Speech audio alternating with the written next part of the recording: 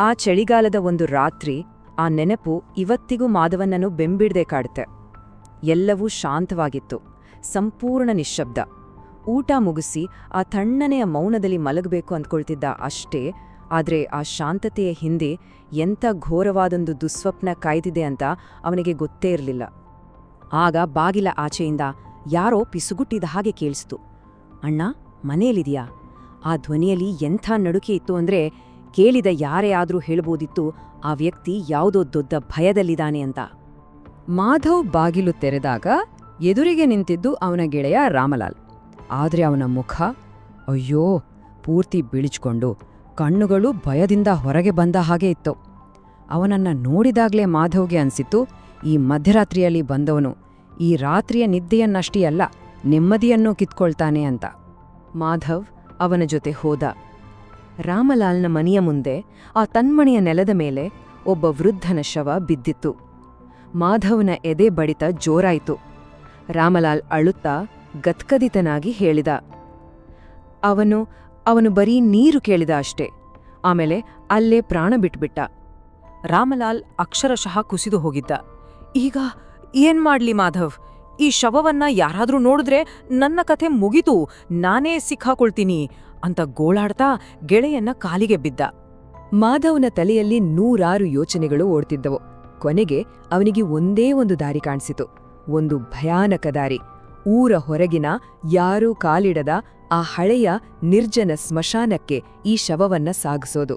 ಆ ಸ್ಮಶಾನದ ಹೆಸರು ಕೇಳಿದ ತಕ್ಷಣ ರಾಮ್ಲಾಲ್ನ ಮೈ ನಡುಗಿ ಹೋಯಿತು.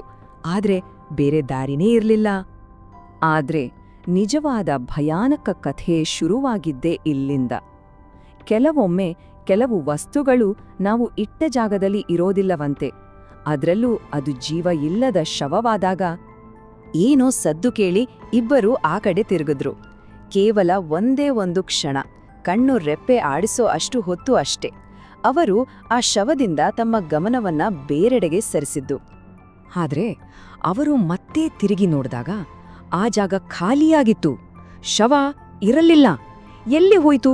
ಅವರ ಎದೆ ಒಳಗೆ ಯಾರೋ ಸುತ್ತಿಗೆಯಿಂದ ಬಡ್ದಾಗಾಯ್ತು. ಅವರು ಹೆದರಿ ಎಲ್ಲೆಡೆ ಹುಡುಕಿ ಮತ್ತೆ ಅದೇ ಜಾಗಕ್ಕೆ ಬಂದು ನೋಡಿದ್ರೆ ಶವ ಮತ್ತೆ ಅಲ್ಲೇ ಇತ್ತು.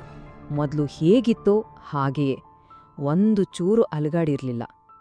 ಇದು ಕಣ್ಣಿನ ಭ್ರಮೆಯ ಅಥವಾ ಆ ಶವದ ಆಟವ? ಮಾಧವ್ ಸ್ಕೂಟರ್ ತರಲು ಸ್ವಲ್ಪ ದೂರ ಹೋದ. ಈಗ ರಾಮಲಾಲ್ ಮತ್ತು ಆ ಶವ ಮಾತ್ರ. ಆಗ ಅವನ ಕಿವಿಯ ಹತ್ತಿರ ಯಾರೋ ತಣ್ಣಗೆ ಉಸಿರಾಡಿದ ಹಾಗಾಗಿ ಒಂದು ಧ್ವನಿ ಕೇಳಿಸಿತು. ನನ್ನ ಅಂತ್ಯ ಸಂಸ್ಕಾರವನ್ನ ಸರಿಯಾಗಿ ಮಾಡು, ನಾನು ಅನಾಥ ಆತ್ಮ ಅಲ್ಲ. ಅವರು ಆ ಶವವನ್ನು ಸ್ಕೂಟರ್ ಮೇಲಿಟ್ಕೊಂಡು ಸ್ಮಶಾನದ ಕಡೆ ಹೊರಟ್ರು. ಆದ್ರೆ ಆ ಪ್ರಯಾಣ ಒಂದು ನರಕವಾಗಿತ್ತು. ಇದ್ದಕ್ಕಿದ್ದಂತೆ ಬಿರುಗಾಳಿ ಶುರುವಾಯಿತು. ಯಾರೋ ಹಿಂದಿನಿಂದ ರಾಮ್ಲಾಲ್ನ ಕೆನ್ನೆಗೆ ಜೋರಾಗಿ ಬಾರಿಸಿದ್ರು. ಆಮೇಲೆ ಕಿವಿಯಲ್ಲಿ ಒಂದು ವಿಚಿತ್ರವಾದ ನಗು ಮತ್ತು ಕೊನೆಗೆ ಸ್ಕೂಟರ್ನ ಹಿಂಬದಿಯಲ್ಲಿದ್ದ ಆ ಶವ ತಾನಾಗಿಯೇ ಎದ್ದು ಕೂತಿತ್ತು. ಕೊನೆಗೂ ಹೇಗೋ ಮಾಡಿ ಅವರು ಸ್ಮಶಾನ ತಲುಪಿದ್ರು. ಅಲ್ಲಿ ಕೇವಲ ಮೌನ ಮತ್ತು ಸಾವಿನ ನೆರಳುಗಳು ಆವರಿಸಿದ್ವು. ಆ ಜಾಗದಲ್ಲಿ ಈ ಹೊತ್ತಿನಲ್ಲಿ ಜೀವಂತವಾಗಿರುವವರು ತಾವಿಬ್ಬರೇ. ಅವರು ಬಂದಿದ್ದು ಶವವನ್ನು ಸುಡಲು. ಆದ್ರೆ ಅವ್ರಿಗೆ ಗೊತ್ತಿರ್ಲಿಲ್ಲ ನಿಜವಾದ ಕತೆ ಈಗಷ್ಟೇ ಶುರುವಾಗ್ತಿದೆ ಅಂತ. ಸತ್ತವರ ಬಾಯಿಂದ ಸತ್ಯ ಹೊರಬರಲು ಶುರುವಾದಾಗ ಅದು ಎಷ್ಟು ಭಯಂಕರವಾಗಿರುತ್ತೆ ಗೊತ್ತಾ?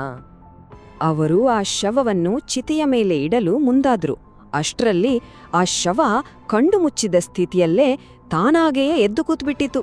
ಆ ದೃಶ್ಯ ನೋಡಿ ಇಬ್ಬರೂ ಅಲ್ಲೇ ಕಲ್ಲಿನ ಹಾಗೆ ನಿಂತುಬಿಟ್ರು. ಆಗ ಆ ಶವದ ತೆರೆಯದ ತುಟಿಗಳಿಂದ ಒಂದು ಸೇಡಿನ ಧ್ವನಿ ಹೊರಬಂತು.